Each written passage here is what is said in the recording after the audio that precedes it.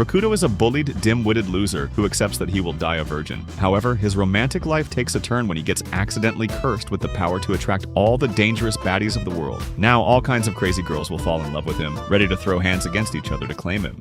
It all started one day with Rakudo being forced to catch egg rolls with his mouth like a trained puppy. While the crowd of thugs screams in joy, Enuma, who is the ringleader of this circus, watches from a distance. With no other options, Rakudo quietly scrapes his lunch off the ground and retreats to his seat with his loser friends. However, the peace is ruined almost instantly when the three of them accidentally stare too long at Tsubaki's juicy thighs. Nice. Immediately, she tells Enuma about the incident, who immediately steps in to threaten them. The experience is so scary that the trio ends up huddled together in a bathroom stall later that day. Later, when Rakudo goes home to play Minecraft with his friend, he finds a package from his late grandfather waiting for him. Inside, they find an ancient scroll and a letter warning Rakudo that he is in danger. Suddenly, a blinding purple light fills the room, and a strange star symbol inside a circle burns itself onto his forehead before fading away. The next morning, Rakudo is extremely nervous about what kind of power he actually inherited. He gets a trial run on his way to school when a group of thugs intercepts him and demands his lunch money. But this time, Rakudo stands his ground and declares himself the heir to ancient Onmyoji powers. Unfortunately, one of the thugs delivers a fast punch that sends Rakudo sprawling to the pavement. But as the guys move in for more, the female delinquent with them suddenly intervenes and lets Rakudo go. Back at Amori High, the atmosphere shifts completely. During lunch, Enuma prepares to abuse Rakudo again, but Tsubaki unexpectedly jumps to his defense, telling Enuma to back off and pick on someone else. Baffled and terrified by the sudden change, the trio retreats to a bathroom stall to discuss the weirdness. Rakudo explains that bad girls are helping him, but his friends are too stunned to believe it. But just then, Tsubaki sneaks into the male restroom, apologizes for her past treatment of him, and promises to change her behavior. As they walk home, Colonel notices that every rough-looking girl they pass is staring at Rakudo with hearts in their eyes. At that point, they finally realize that the scroll they found yesterday cast a spell that makes every bad girl fall in love with Rakudo. This new reality hits a peak when the trio runs into Enuma, demanding to know why Tsubaki phone's lock screen is Rakudo. While the limpy loser stands there pale as a ghost, he accidentally bumps into a young woman who looks like a total nightmare. Just as their eyes meet, the star symbol activates, and she instantly wants to gobble up Rakudo's sausage. The following day, this mysterious girl, Rana, shows up in Rakudo's class. The rest of the class is paralyzed with fear, but Takeru decides to try his luck by shaking down the new girl. However, Rana treats him like he's a brick wall until Takeru forces Rakudo to tell her to introduce herself. But the moment Rakudo speaks, Rana's murderous aura evaporates, and is replaced by a cute schoolgirl vibe as she introduces herself with a sweet smile and moist Gucci. Ignored and disrespected, Takeru loses his cool and punches Rakudo, but Rana gets furious and smashes a wooden desk over Takeru's head. Terrified by her violence, Rakudo tries to flee the school to transfer and never look back. However, his friends catch him on a bridge, arguing that Rana, despite her strength, clearly cares for him. At that moment, Rana appears looking for him, so Rakudo takes the chance and asks her to leave him, so she wouldn't be involved in all the problems surrounding him, making her blush for his kindness. However, she just tells him that she will beat the crap out of anyone who torments him, but Rakudo makes her promise that if she wants to be with him, she wouldn't hurt anyone. Meanwhile, at the hospital, Enuma meets with his upperclassmen who were also hospitalized by Rana. They talk about the terrifying experience, which makes Enuma even more desperate. He then heads back to school to threaten Rakudo one last time. But when Rakudo returns to the classroom, he finds Rana sitting there, covered in bruises and looking beaten down. He is shocked that a girl who can smash desks over people's heads lets herself get hurt. But Rana explains that she didn't fight back because she promised his lousy dumper that she wouldn't fight at school. Seeing Rana sacrifice her own safety to keep a promise to him changes something inside Rakudo. He realizes that if a girl as strong as her is willing to take a beating for him, he needs to protect her too. Since he no longer identifies as the kid catching egg rolls with his mouth, Rakudo officially challenges Enuma to a fight on the school's rooftop. As the sun sets, Rakudo stands there with his legs shaking like Elvis Presley and his heart pounding, but he doesn't run. With his friends behind him and the school's top delinquents in front of him,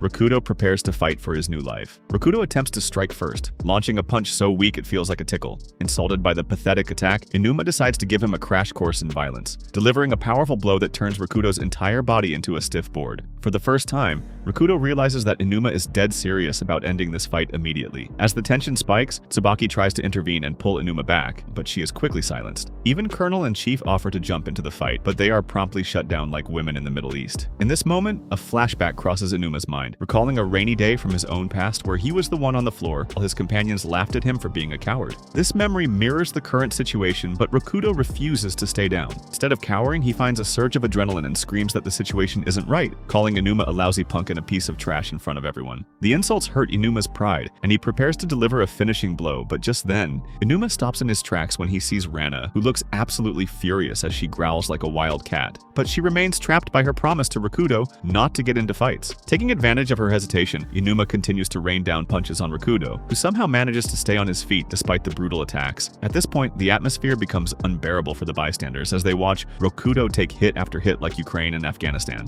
Inuma himself starts to feel a sense of hesitation, not wanting to keep attacking a kid who won't fall, but not knowing how to stop either. Finally, Rokudo remembers Rana's promise and realizes she's waiting for his permission to beat the pulp out of Inuma. So, overcoming his own pride, Rokudo requests help from a female like an absolute idiot. The moment that word leaves his mouth, Rana is unleashed like a Rottweiler. Moving like a flash of lightning, she crosses the distance in a heartbeat and delivers a blow to Inuma's face with incredible force. In the aftermath, the sound of goodbyes echoes outside the school, while Inuma is taken to a hospital bed. Despite his injuries, Inuma finds peace, admitting with a genuine smile that Rokudo was the last man standing and wasn't as weak as he originally thought. The next morning, as Rokudo tries to leave his classroom, he gets swarmed by an entire mob of baddies obsessed with him. He runs away from the crowd at the gate but finds Inuma waiting for him. But instead of starting a fight, Inuma invites Rokudo to a local ramen house. The two former enemies sit down for a meal, joined by middle schoolers who bow to Inuma as their boss. Rokudo actually enjoys the meal with his former bully, but before they part ways, Inuma officially declares they are friends. However, the good mood ends when Inuma reveals that the top dog of Amori High is now targeting Rokudo. The news hits Rokudo like a truck, sending his knees to the floor. Just as he's processing the threat, a second-year student named Sasaki arrives with a bad girl beside him. Sasaki informs Rokudo that the boss, a legendary figure named Osanada, is calling for him. Before he can respond, Sasaki starts mocking Rokudo for his boyish looks and his supposed inability to talk to women, but the spell from the scroll has other plans. The girl with Sasaki suddenly shifts her loyalty. This sends Sasaki into a fit of rage, and he threatens to chop off Rokudo's biological flagpole. But just as things are about to get ugly, Inuma appears behind Rokudo, offering to have his back if he chooses to stand up to Osanada instead of running away.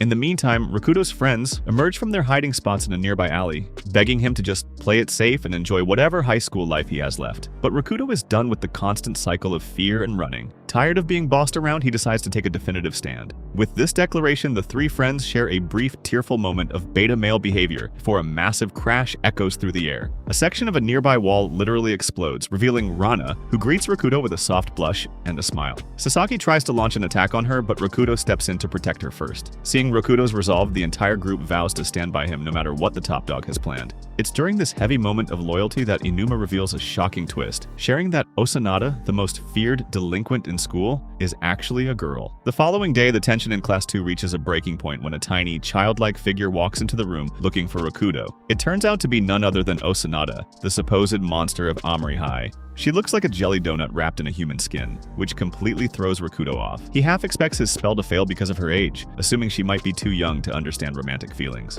Just then, Osanada walks right up to Rokudo and prepares to start a fight, but she stops when she notices Rana standing beside him, growling like a tamed bear. The two girls have a brief, silent confrontation before Osanada decides that she wants to talk to Rokudo in private, so she grabs him by the hand and drags him away to the old school building. When they reach the old building, Rokudo is shocked to find that Osanada's private room is filled with cute toys, proving she is still a teenager at heart. As they sit down, Rokudo notices the spell taking effect and realizes he might be her first love. He doesn't want her to have a bad experience with her first crush or to stay a violent delinquent forever. So instead of just trying to survive her wrath, Rokudo decides to reform her. He vows to turn the legendary top dog of Amori High into a good girl, hoping that it will finally bring peace to his chaotic school life. The next day, during a debate, Rokudo throws a total curveball by boldly suggesting they observe plant life. It's an incredibly soft topic for a room full of tough delinquents, and at first the class is not on board with the idea at all. However, Osanada immediately supports him, and the moment she raises her hand, the rest of the class tuck their flagpoles under their legs because they are too scared to disagree with their top dog. Soon, delinquents swarm the garden to plant some flowers, which makes the colonel-in-chief surprised by the change in their behavior. But in the shadows, Kurokata is furious,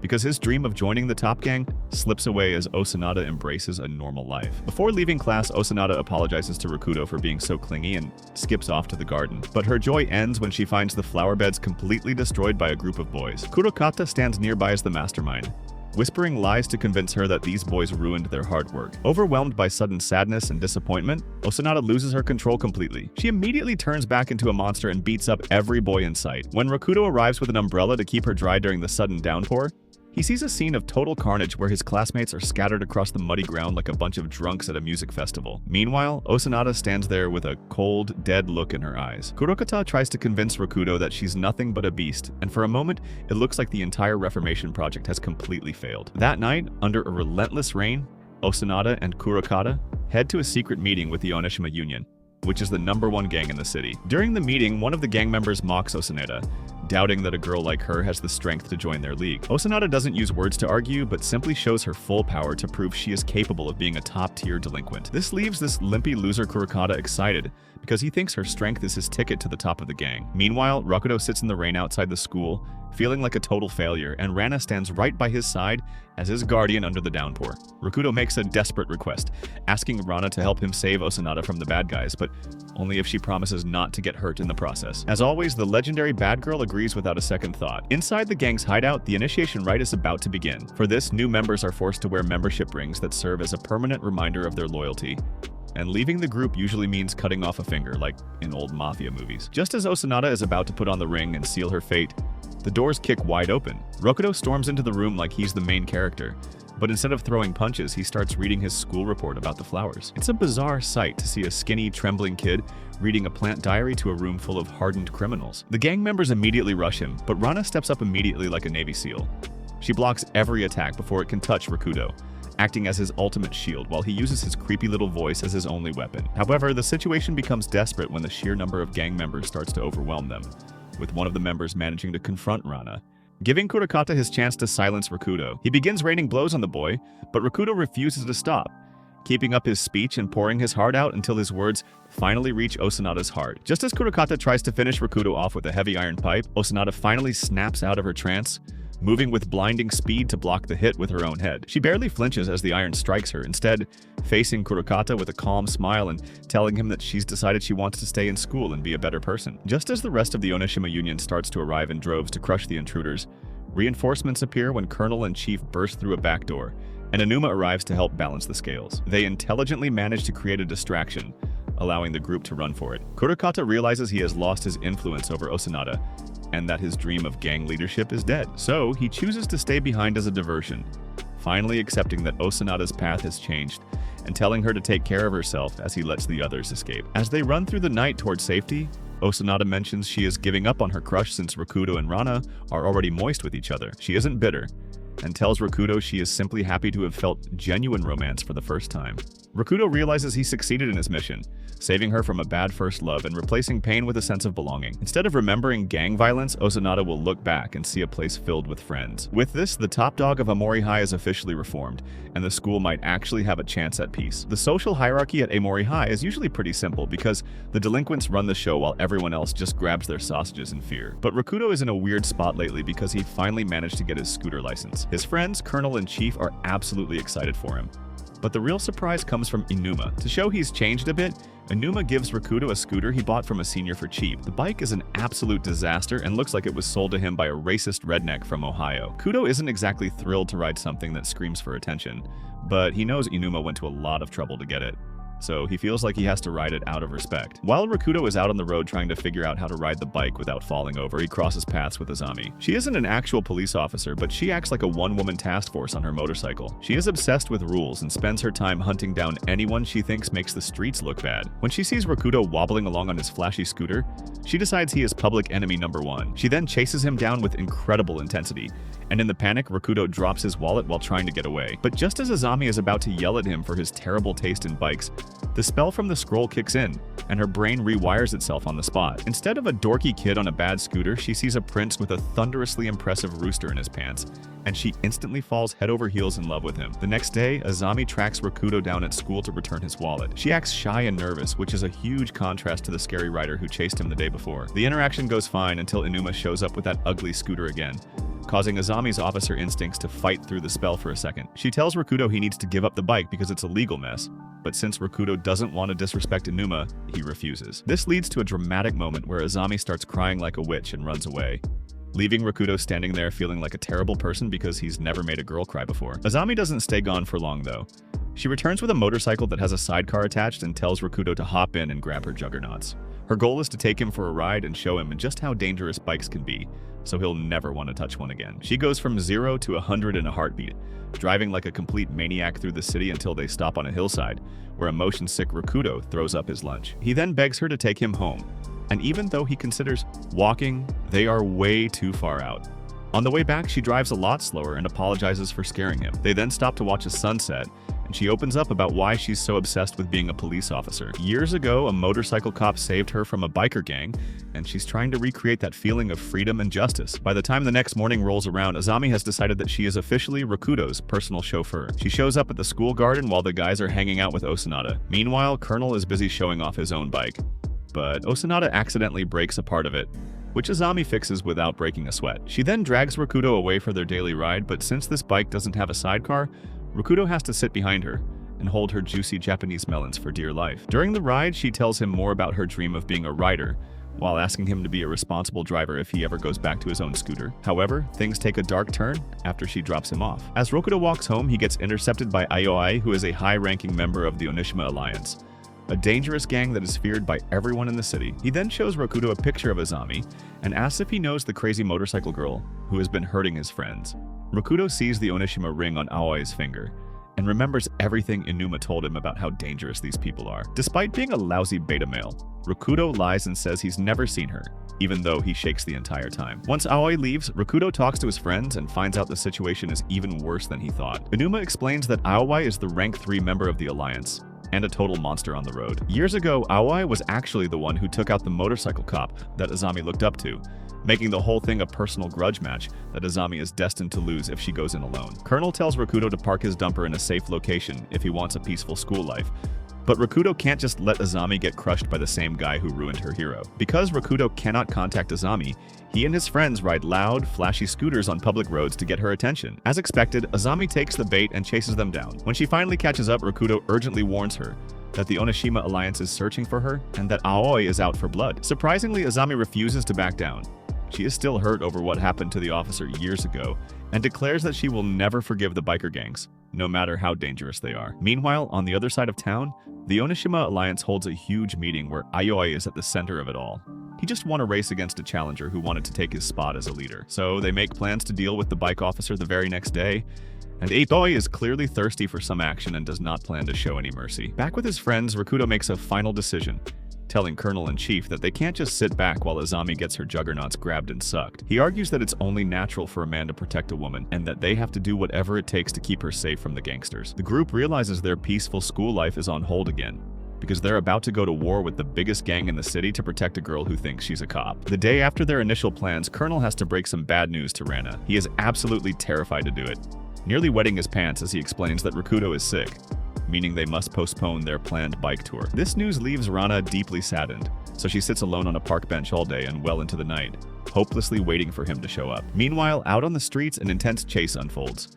Azami ambushes and aggressively pursues Aoi, the leader of the Onishima Union bike crew. Aoi is genuinely impressed by Azami's incredible speed and dedication, but he leads the chase toward a corner where his entire gang's hideout is located. With his crew backing him up, Aoi offers Azami a choice to join their gang or face severe consequences. Azami fiercely rejects the offer, stating she would rather die than join them. But just as Aoi orders his men to corner her, Rakudo and his friends, including Chief Colonel and Inuma, arrive on their own bikes to provide backup. Recognizing Rakudo, Aoi formally introduces himself and gets excited at the prospect of a challenge. But to settle the conflict, Aoi proposes a dangerous game called Deathmatch Tag. Back at the park, 2 random men approach the unresponsive Rana and try to pick her up to have some moist time in bed. When she ignores them, the men give up and walk away, mentioning that they are going to watch the fight between the Onishima Union and a small team from Rakudo's school. The moment Rana hears Rakudo's name, her entire demeanor shifts, and she begins silently tailing the men with a dark, intimidating aura. At the scene of the challenge, Aoi explains the rules of their twisted game,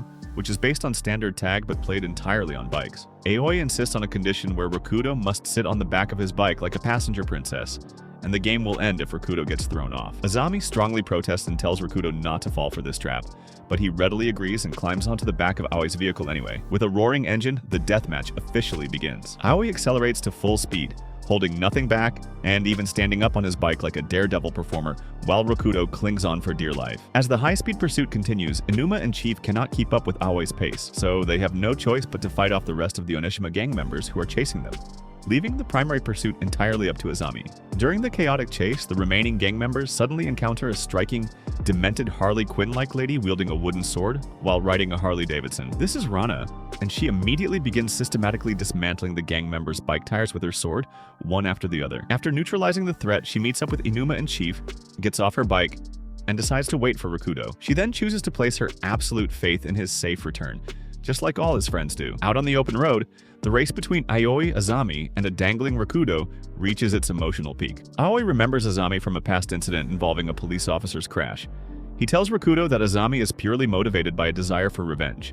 And in truth, both Aoi and Azami reflect on their past. Years ago, Aoi purposely baited a specific officer into chasing him, just for the thrill of the chase, vowing that he would quit his lifestyle the day that officer finally caught him. One day, Aoi accelerated, but hit a cracked section of the road and lost his balance like a total noob. Though the officer managed to catch him safely, Boi's bike swiveled violently toward a young Azami. The officer selflessly sacrificed his own body to shield the young girl, which ignited Azami's deep hatred for bike gangs. Observing this tension, Rakudo becomes determined to calm Azami down. He then turns around fearlessly to scream like a Dragon Ball villain and speaks to her with genuine care, urging her to work together. As expected, his bravery deeply touches Azami's heart, just as Aoi executes an incredibly sharp turn on the road, causing Rakudo to lose his grip and fall off. However, displaying incredible reflexes, Rakudo manages to grab hold of Azami's hand, while simultaneously making physical contact with Aoi using his legs. By tagging him in this manner, Rakudo officially wins the deathmatch. Following the victory, the group enthusiastically reunites with their friends,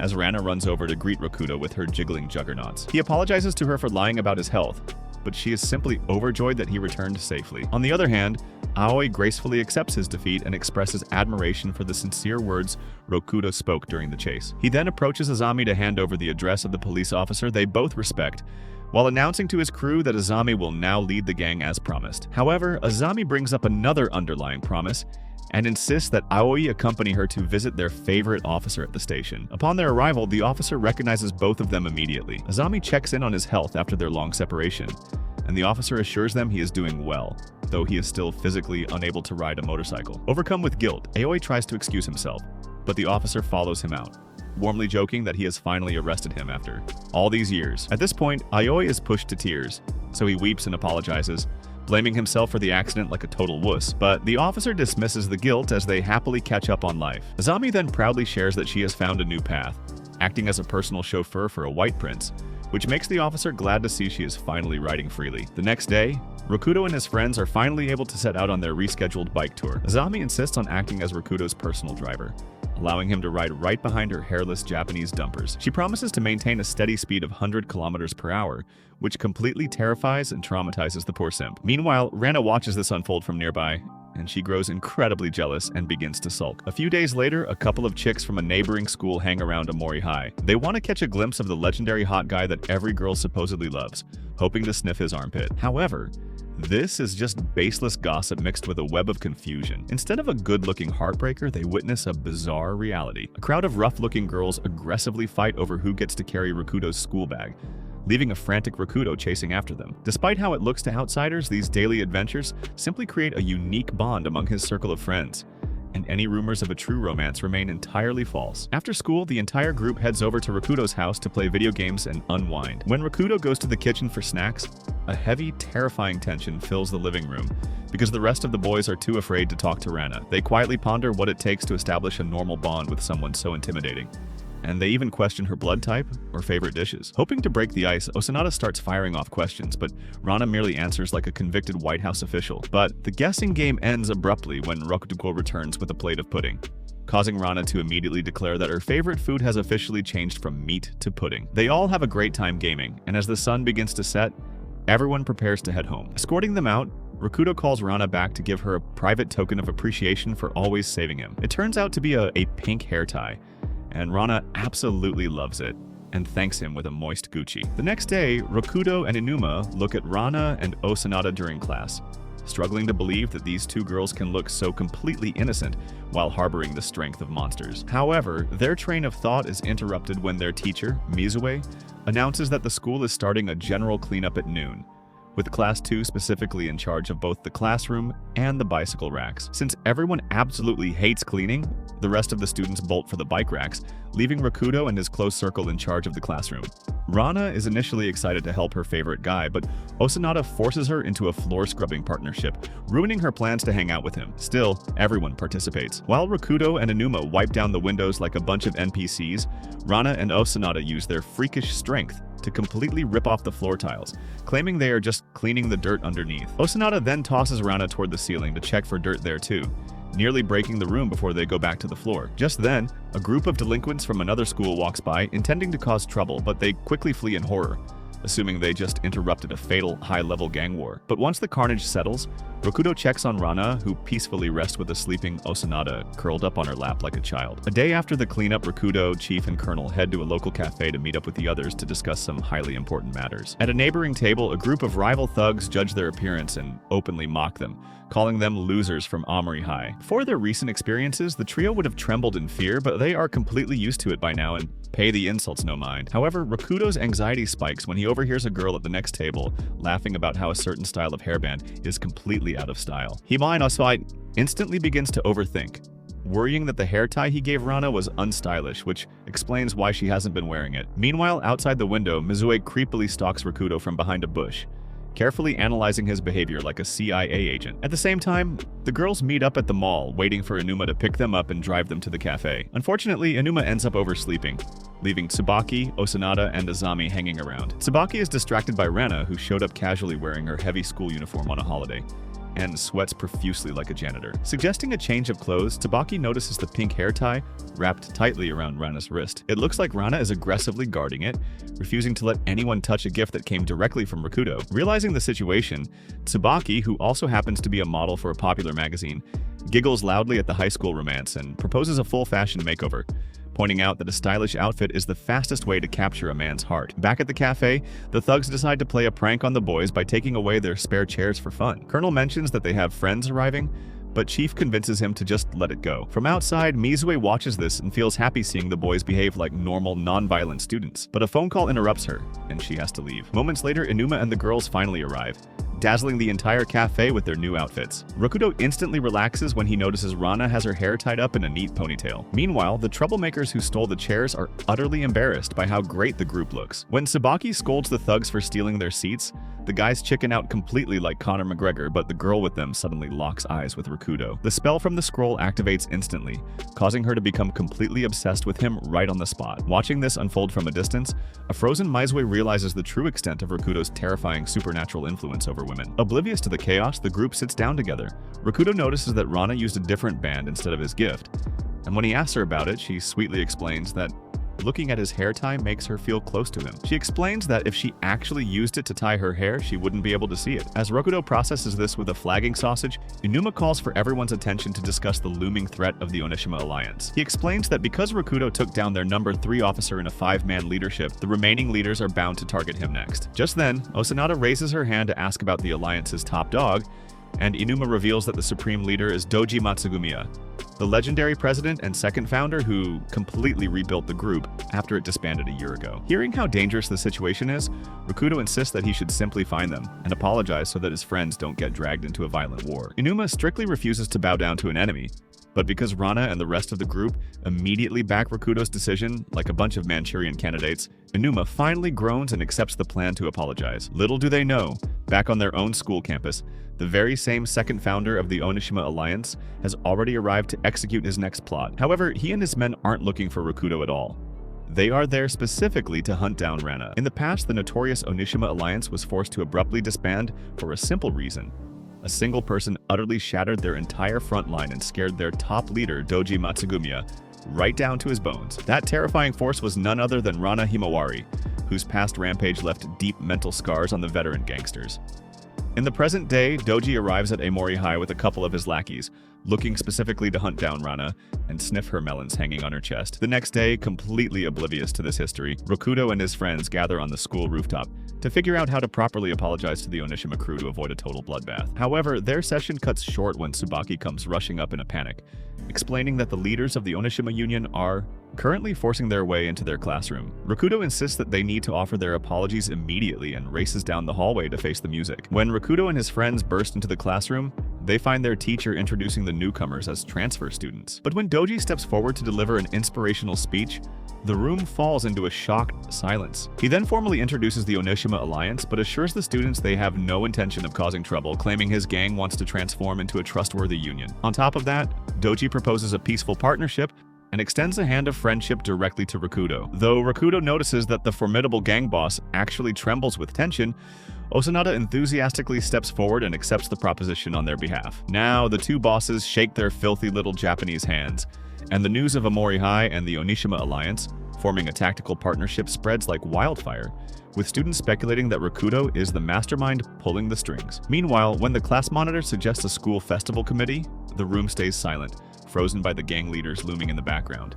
However, her suggestion meets total silence because the entire class is simply too fixated and frozen by the gang leaders sitting right there. So, Rakudo, Chief, and Colonel immediately retreat to the bathroom to discuss the situation. Inside, they agree to act completely normal and avoid provoking any fights since they are simps deep down. They then discuss the girls in the alliance, noting that Tsubaki gives Rakudo intense stares, while Kazeno shows no signs of being affected by the charm. Masaru finds it strange that Kazeno seems completely unaffected, but Kota reassures them to focus on having a peaceful school life. As they exit the cubicle, one of the Onishima leaders enters, looking exactly like a young, blonde version of Sanji. The exact millisecond their eyes meet, the ancient artifact spell activates with full force. Much like Sanji, the blonde leader instantly grows incredibly affectionate and grabs hold of Rakudo's hand. Panicked by this, Rakudo tears himself away and runs like he is a Mexican immigrant in Washington, D.C., with the smitten gangster chasing closely behind. Once isolated, the pursuer reveals she is actually a girl named Reino. She explains a bizarre family secret.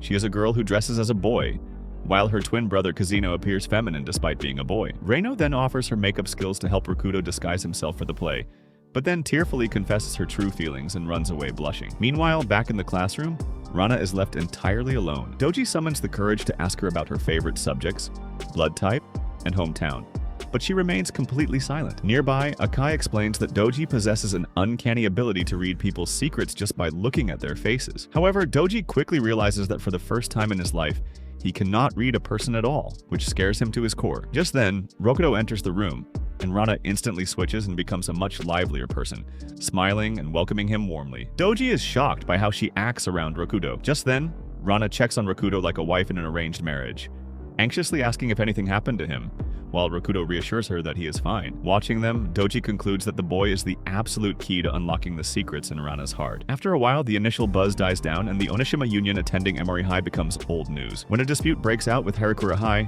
the Onishima Alliance quietly defeats the unbeatable school, resolving the conflict and becoming overnight heroes, while Rakudo watches from a distance. Soon after, the school festival season arrives. Mizue asks her classmates about their project, and they lazily suggest a simple yakisoba stall before pivoting to after-party plans. But the discussion ends quickly, leaving Rakudo complaining that no one genuinely cares, wondering how they can create a great school experience in this tense environment. Feeling disappointed, Rakudo tells Rana how much he wanted the festival to be exciting.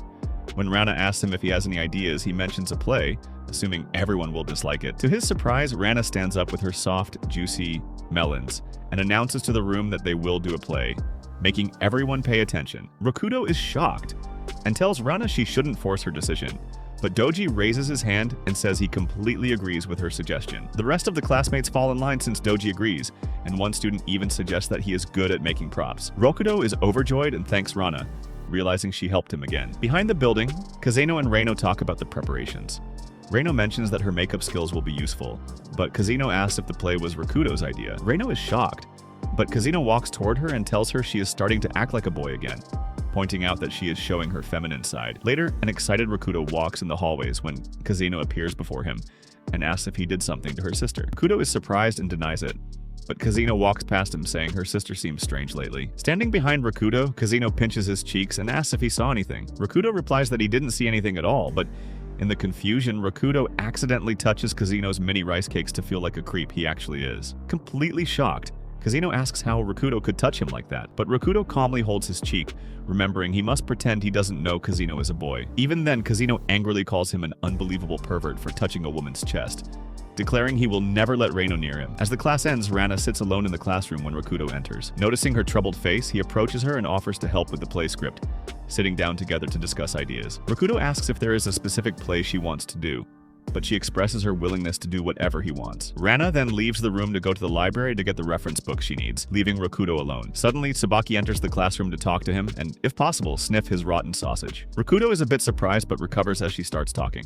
Tsubaki explains her attraction to strong people, mentioning notable individuals in the alliance, and confesses her admiration for Rakudo's strength. She then offers him a letter with a love emoji seal, but before Rakudo can collect it, Rana returns to the room with a handful of books. Immediately, Tsubaki takes back her letter and leaves, sharing a tense moment with Rana. When Rana enters with her research books, she asks Rakudo if he is okay, while the simp feels sorry for Tsubaki, assuming it was a love letter. Meanwhile, outside the room, Tsubaki tears up the love letter in a fit of anger. She likes strong individuals, but hates Rana in particular because she makes her feel sick. Vowing to have Rakudo notice her, she mutters that next time, she will give him a challenge letter filled with love. The next day, Rakudo, Chief, and Colonel cut cardboard props for their upcoming class play. Realizing they are running low on materials, Rakudo volunteers to go fetch more. As he heads out, Inuma leans against the doorframe like Jeffrey Epstein and seriously warns him to stay alert so he doesn't get ambushed by rival delinquents again.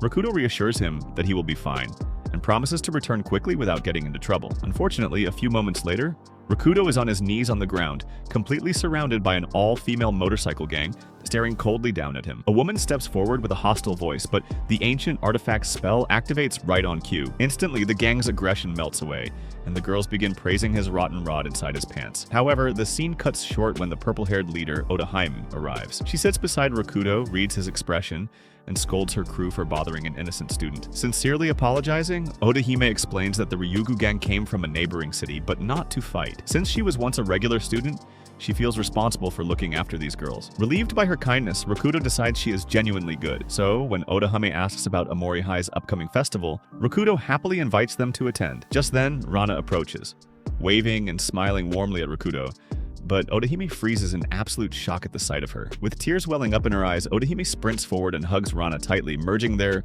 juggernauts together, crying about how desperately she wanted to meet her again, looking like a worried mother who has finally found her lost daughter. Hoping to clarify the situation, Rakudo, Rana, and the Ryugu gang move to a nearby restaurant called Miranaka. Rakudo asks how they know each other, prompting Odahaime to share their history. 2 years ago, the Ryugu gang was just a small group of female delinquents, constantly fighting off abusive male gangs. During one brutal brawl where the men insulted them, a rival suddenly collapses, screaming that a monster plundered their forces from behind. That monster was Rana.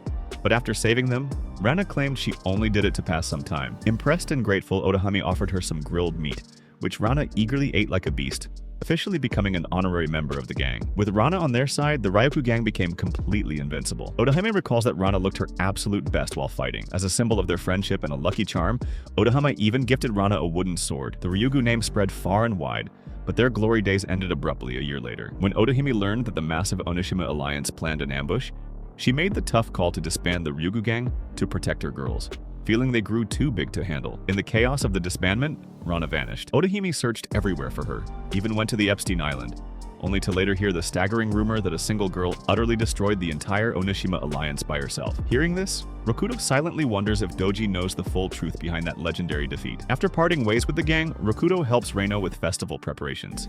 He compliments her painting, hoping to get some bedroom action, but this only makes her blush a little. Reino confesses that cross-dressing made it hard to make friends, but she is happy because Rakudo accepts her. Hearing this, Rakudo shares his own past struggles in return. But their quiet moment ends when Inuma, Chief, and Colonel burst in with supplies. In a bizarre display, Chief, Colonel, and Inuma strip off their shirts and try to pressure Rakudo and Reino to do the same. But Rakudo quickly diffuses the situation, saving a panicked Reino, and they all get back to work. The following day, Class 2 gathers in the gym to practice the play. During the rehearsal, Doji suddenly drops his juice can, drawing everyone's attention, and walks out of the gym in tense silence with his men following closely behind. Meanwhile, Rakudo watches him leave carefully, deeply worried about what might happen. Later, while walking with Rana, Rakudo worries about who to invite to the festival. Rana notes she doesn't care as long as Rakudo is there, which prompts him to gently convince her to start an OnlyFans page. However, the peace shatters the following morning, when Doji gathers the class and frames the Ryugu gang for a series of recent attacks on Amori students. Rakudo tries to speak up and defend them,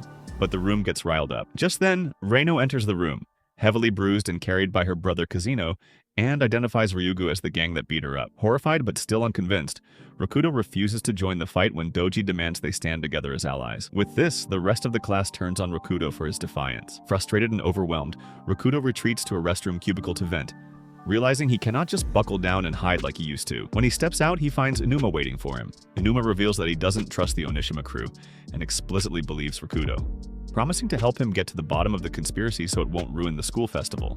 Meanwhile, Chief and Colonel launch their own recon mission to investigate the Ryugu gang members and verify the truth. Together, Rakudo and Inuma piece the clues together and realize that Doji's actual target is Rana and her juicy melons all along. Back in the classroom, Doji sits across from Rana to execute a calculated blackmail scheme like P. Diddy in Texas. Using Rakudo's safety as leverage, he sweet-talks her into becoming an Onishima ally to crush the Ryugu gang. Initially closed off, Rana furiously stares at him. However, Doji shifts tactics and tells her to think about how Rakudo would want nothing but peace in the academy. This reminds Rana of Rakudo's lesson about thoughtfulness. With this, the metaphorical chains locking her heart snap open, and she reluctantly accepts Doji's terms to protect the boy she cares about. Outside, Doji loudly announces that Rana has joined the Onishima alliance to destroy Ryugu the next day. Just then, Rakudo and Inuma arrive to stop them, but unfortunately, they're too late. Doji then starts mocking Rakudo, calling him too weak for Rana, and telling him he must descend into hell to face them. Later that night, Colonel and Chief meet up with Inuma and Rakudo to report their urgent findings. They confirm that the Ryugu gang isn't actually malicious, and that Doji carefully orchestrated the conflict. However, Rakudo and Inuma already pieced most of that together. The real breakthrough comes when they discover that the twin siblings, Reino and Kazuno, cross-dress as Ryugu members specifically to rough up Amori High students and stir up hatred. Colonel notes that Reino's dramatic, bruised appearance earlier that afternoon was likely just an illusion achieved with her advanced makeup skills. Meanwhile, across the city, Doji finalizes his grand scheme to use Rana to completely crush the real Ryugu group, knowing his entire strategy rests on her terrifying power that comes from the tips of her Japanese melons. Recognizing the trap, Rakudo and his friends quickly formulate a plan to protect the innocent Ryugu girls and intercept them before they can even set foot in the school festival the following day. The next morning, the delinquents of Amori High stand fully prepared at the front entrance, waiting to ambush the incoming rivals. They all try to maintain menacing, tough guy faces, though their strained expressions make them look more like they desperately need to find a restroom. Doji is dressed ridiculously like a Japanese Michael Jackson, flanked by subordinates acting like his backup dancers, while Rana stands blankly by in her usual schoolgirl outfit. Simultaneously, Rakudo and his friends race frantically around town to intercept the real Ryugu gang before they reach the campus. They divide into strategic groups to cover all ground. Inuma mons one side of the streets, Chief and Osanada cover another sector, and Rakudo pairs up with Colonel on a separate end. Unfortunately, a complete stranger suddenly ambushes and beats Rakudo's group, bizarrely impersonating Rana and claiming to be her brother. With the protectors sidetracked, a group believed to be the Ryugu gang arrives at Amori High, and the eager student mob leads them directly to the gym for a grand delinquent face-off. The riders bring their bikes right onto the gymnasium floor like Sarazawa and his men, where they are confronted by Onishima's number 4 leader, Huria. Huria aggressively demands that the riders take off their helmets. When they comply, the shocking truth is revealed to the entire room. They aren't girls at all. Instead, they are the male gang members from Akai's former crew, completely disguised as women with heavy cosmetic makeup and fake breasts. They are led by Akai himself, whom the dense Onishima henchmen momentarily mistake for Odahime. While this chaotic distraction unfolds inside the gym, the actual real Ryugu gang arrives at the school gates, finding the entrance completely deserted. Just then, Tsubaki runs toward them in a sheer panic, warning them that the entire setup is a trap and urging them to flee before the student mob returns. They quickly turn to leave, but Tsubaki, one of the top Onishima leaders, steps in to block their path, successfully stalling for time until Huria and the rest of the student mob arrive from the gym. Sensing the immediate danger, Odahime orders her girls to retreat. They all manage to escape except for one trailing subordinate who gets caught. As Tsubaki and Odahime begin exchanging heavy blows, Huria takes the left-behind Ryugu member hostage, threatening to break her arm live on Aden Ross's stream if Odahime does not cooperate. To protect her friend from harm, Odahime surrenders and is promptly taken up to the school rooftop, where Doji is waiting. Meanwhile, Rakudo and his friends finally recover from their earlier ambush and sprint back to the school. Upon arrival, they meet a frantic Tsubaki who informs them that they are already too late and that Odahime is captured. As they try to process the news, a walkie-talkie that Doji stole from them earlier crackles to life. Doji's Voice rings through the speaker, mockingly telling Rakudo that Rana was never meant for a peaceful world of normalcy, and that her true destructive potential belongs in the world of crime. Rakudo fiercely disagrees, firing back through the radio that other people's life paths aren't for Doji to decide. Stealing his resolve, Rakudo vows out loud that he will protect Rana and make her happy. However, the intense emotional delivery catches his friends off guard,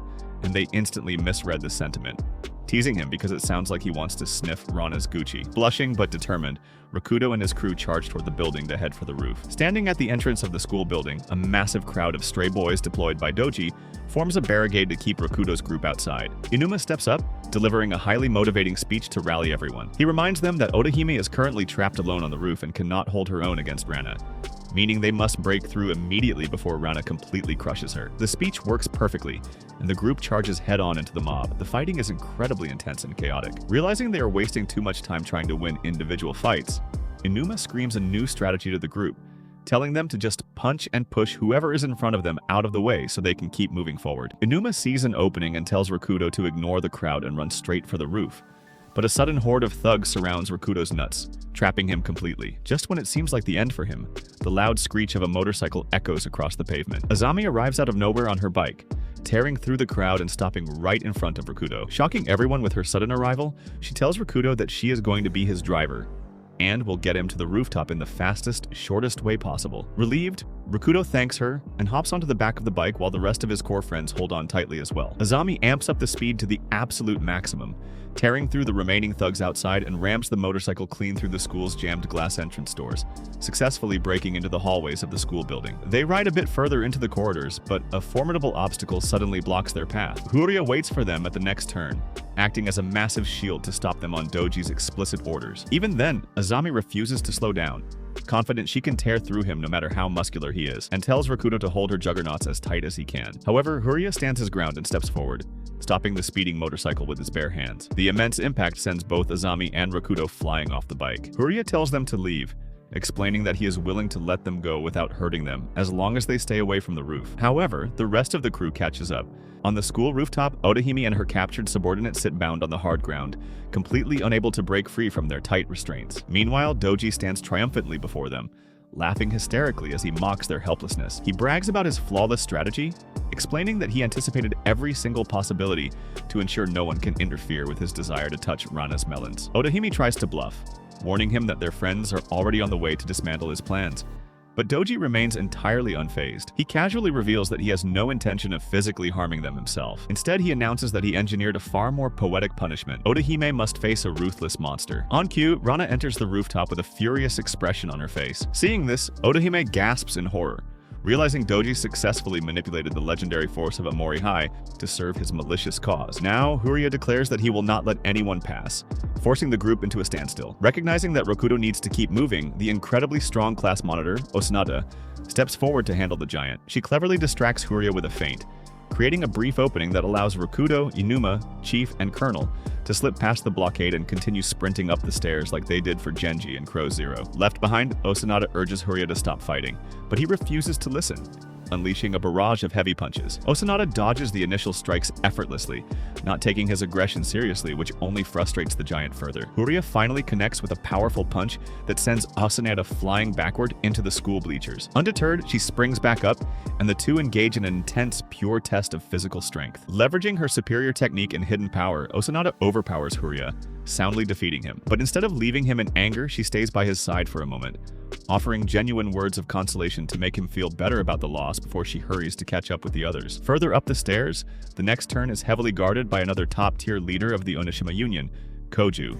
Inuma instantly recognizes him, as the two share a bitter personal history from a previous conflict. Volunteering to settle the score, Inuma commands Rakudo and the others to keep moving forward while he handles the threat. Immediately, Inuma initiates the attack, throwing a series of direct punches, but Koju proves to be incredibly sleek and agile. He smoothly dodges every single strike while landing precise counterattacks of his own. After a brief, intense exchange, Koju delivers a sweep that knocks Inuma heavily to the ground. Koju then shifts his attention to Chief and Colonel, quickly engaging and overpowering their cowering dumpers. True to Doji's strict orders that Rakudo must arrive at the rooftop completely unscathed, Koju purposefully leaves Rakudo alone, refusing to strike him. Despite enduring a brutal, repetitive beating, Aonuma refuses to give up. He forces himself off the floor, enduring punch after punch to keep Koju's attention entirely on him. Sensing an opportunity to end the nuisance, Koju winds up for a definitive finishing blow. Anticipating the trajectory, Aonuma narrowly dodges the fist, using the close proximity to latch onto Koju's arm. Using all his remaining leverage, Aonuma hurls Koju violently against the concrete wall like a football. He follows up immediately with 2 devastating punches,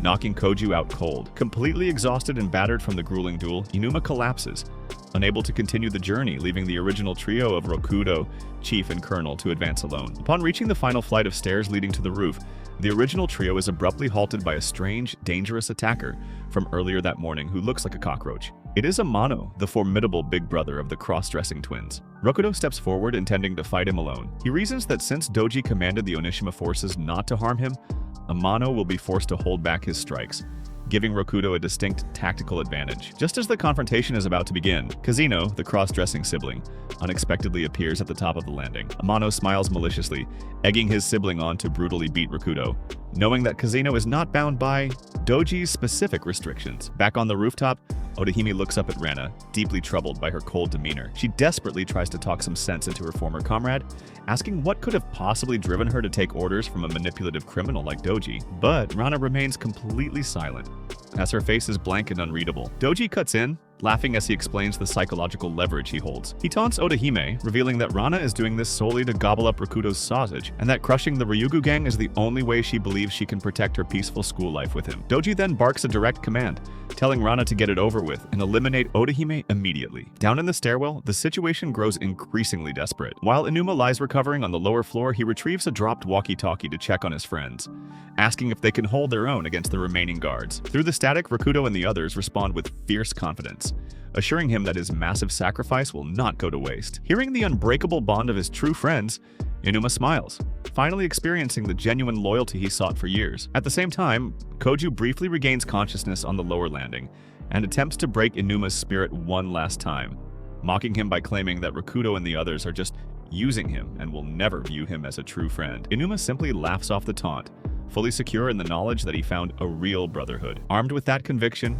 Rakudo, Chief, and Colonel steel themselves at the threshold of the rooftop, ready to face the final, terrifying confrontation against Doji and a manipulated Rana. On the final flight of stairs leading to the roof, Rakudo and his friends find themselves in a tense standoff. Recognizing that time is running out to save Odahime, the trio prepares to charge past Amano, the last remaining enforcer blocking the stairwell. However, before they can make their move, Amano grabs a fire extinguisher from the wall and blasts them head-on with a thick cloud of chemical smoke. The sudden, suffocating blast forces Chief and Colonel backward, leaving Rakudo coughing and disoriented, momentarily stranded between Amano and Kazino. Seizing the opening, Rakudo lunges forward to break through like a nervous girlfriend, but Kazino quickly steps in and pins his arms behind his back in a firm hold. Confident that Rakudo is securely restrained, Amano turns his attention back to the lower landing, walking down the steps to teach Chief and Colonel a lesson, while Rakudo is forced to watch. Just as Amano steps away, the situation takes an astonishing turn. Kazino suddenly releases his grip on Rakudo, leans in, and plants a surprise kiss right on his cheek. Rakudo, Chief, and Colonel are left utterly flabbergasted, but the mystery solves itself when the figure pulls out a hidden hair tie and wipes away a layer of theatrical makeup. It isn't Kazino at all, it is Reino, who swapped places with her sibling after leaving the real Kazino tied up securely in a storeroom. When Amano turns around, he starts laughing as he pieces together the deception, but he mocks his sister for thinking she could ever best him. Reino simply urges Chief and Colonel to take Rakudo and run for the roof while she steps into the path to block her brother. As the two siblings trade blows like a Cornhub title, Reino shares the tragic backstory of the cross-dressing triplets. Because she, Kazino, and Amano are identical triplets who share the exact same face and voice, they were entirely inseparable growing up. As the eldest, Amano taught his sisters everything, including the makeup skills Reino just used against him. However, Amano's ambitions grew darker over time, eventually forcing them to join the malicious Onishima Union against their will. Reino reveals that she always went along with it because she and Kazino desperately wanted their older brother's acknowledgement. But she now realizes he only views them as compliance tools. With this, the sibling duel escalates into a brutal, fast-paced exchange of kicks and roundhouses. Because Amano taught Reino every technique she knows, he confidently blocks her initial strikes and sends her flying across the concrete, declaring her worthless for merely copying his style. But Reino refuses to back down. She pushes through the pain, shifting her rhythm and unleashing a fierce backspin kick that catches Amano completely off guard, sending him crashing heavily to the ground. Accepting his defeat, a devastated Amano begs his sister not to leave him alone like a total loser in Andrew Tate's book. Luckily for him, Reino offers a flash of kindness, laughing gently and telling him that this is merely their very first sibling quarrel, reassuring him that as triplets, they will always look out for one another. She then signals for Chief and Colonel to catch up with Rakudo. With his path cleared, Rakudo sprints up the remaining stairs while his heart races, thinking about Reino's unexpected kiss. However, the romantic confusion evaporates the moment he reaches the next floor. The entire hallway is a scene of absolute carnage, filled with dozens of Amori high schoolmates writhing in pain on the floor. Before Rakudo can investigate further, a pale hand reaches out from a nearby doorway and drags him violently into a darkened classroom. Inside, the room resembles a bizarre Shakespearean dungeon. Sitting in the center of the room is Yui, the #1 fighter of the Onishima Union. She calmly reads aloud a dark, poetic verse, presenting it as her twisted love letter to Rakudo. Knowing that Doji strictly ordered the enforcers not to physically harm him, Rakudo attempts to use the psychological tactic to his advantage, confidently demanding that she step her stinky Gucci aside. But his assumption backfires instantly when Yui unleashes a leather whip. Yui reveals that she couldn't care less about Doji's restrictions.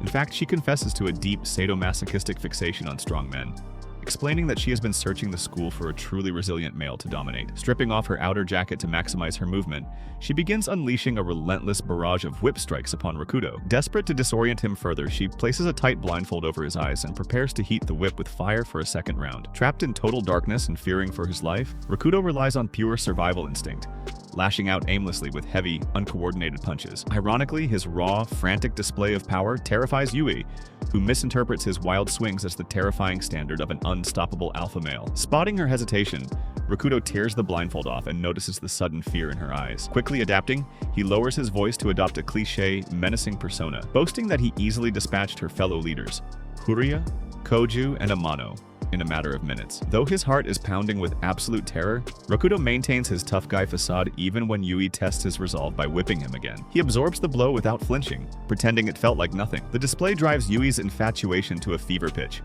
Overwhelmed by excitement, she charges forward and strikes him with a force that sends him flying across the room. However, mid-attack, her foot catches on a discarded metal can on the floor. This causes her to lose her balance and sways backward toward an open window, slipping over the ledge. Before she can plunge 4 stories down to the pavement, Rakudo lunges forward and catches her by the arm, pulling her juggernauts inside to safety. Holding her in his arms, Rakudo dismisses her breathless questions about why he saved her, stating plainly that it is the only logical thing to do. Overwhelmed by the sheer thrill of his strength, chivalry, and resilience, Yui's heart pounds so rapidly that she completely passes out from pure emotional exhaustion. Wasting no more time, Rakudo leaves the unconscious fighter behind and breaks through the final doors leading to the school rooftop. The scene that awaits him is dire. Odahime is on her knees, heavily beaten and bruised, while a completely manipulated Rana stands over her, preparing to land a devastating final blow. Doji stands nearby, watching the cruelty with absolute delight, completely shocked that Rakudo managed to bypass his 2 strongest enforcers. Now, Doji mockingly boasts to Rakudo about his genius,